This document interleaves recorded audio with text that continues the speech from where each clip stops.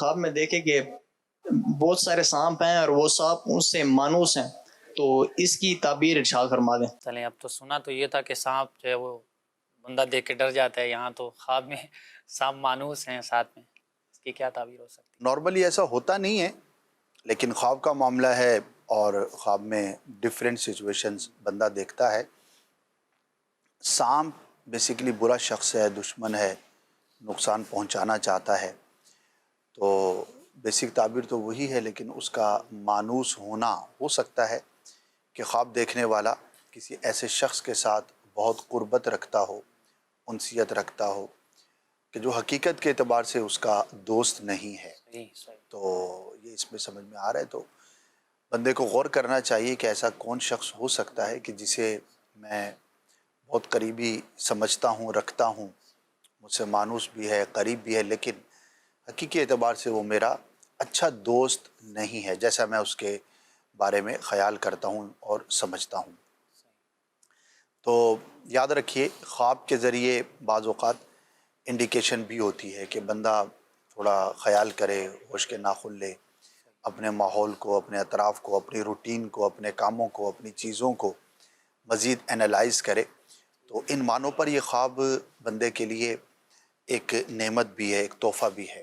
تو جس نے یہ خواب دیکھا ہے اسے چاہیے کہ اپنے معاملات پر اور خاص طور پر اپنی کمپنی، اپنی صحبت، اپنی اٹھک بیٹھک پر دھیان رکھے۔ تو انشاءاللہ عز و جل اگر کوئی کمزور پہلو ہوگا تو وہ ظاہر ہوگا، اور ظاہر ہے بندہ جب اپنے نقصان کا کوئی پہلو دیکھتا ہے تو اس سے اوائڈ کرنے کی کوشش کرتا ہے۔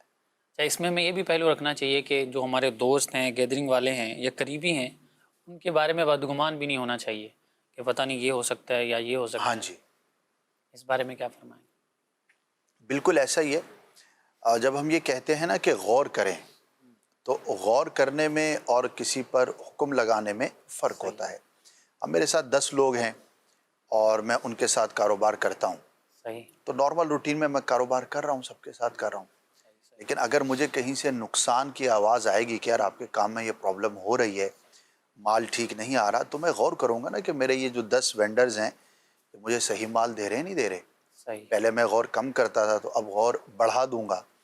تو تجزیہ کرنا، کسی چیز کو انالائز کرنا، یہ ایک الگ بات ہے، اور کسی کے بارے میں بدگمانی قائم کر لینا، یہ ایک الگ بات ہے۔ تو بدگمانی تو یہ ہے کہ بغیر کسی ظاہری سبب کے اور بغیر کسی دلیل شرعی کے کسی کے بارے میں ہم ایسا گمان قائم کر لیں کہ جو گمان شرعاً اجازت نہ ہو، صحیح۔ محمود نہ ہو، اس کی پذیرائی نہ ہو، اس کی اجازت نہ ہو، برا گمان ہے۔